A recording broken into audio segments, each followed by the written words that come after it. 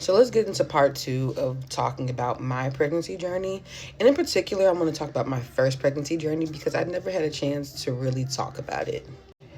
And I feel like I didn't talk about it because I was made to feel that it's just normal and you're just supposed to deal with it.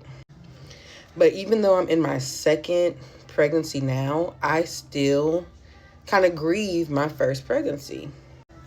So I did not have HG, but I was sick my entire pregnancy. There wasn't a day I wasn't throwing up.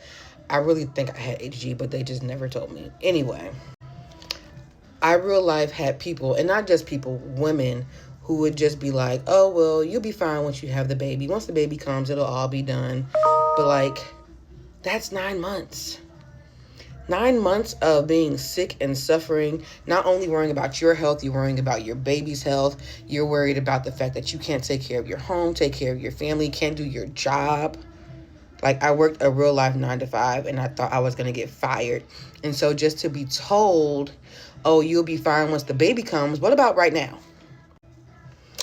And so I just really didn't like that. And it's like people that's supposed to be close to you and, that you thought would have something better to say rather than like, you'll be fine after you have your baby.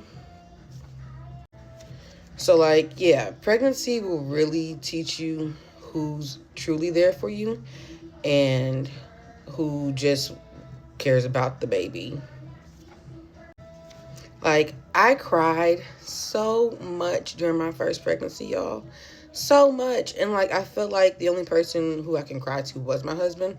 And I'm not a crybaby. Like, I'm a G, you hear me? But like, I was just so sad just to like feel like I was so lonely.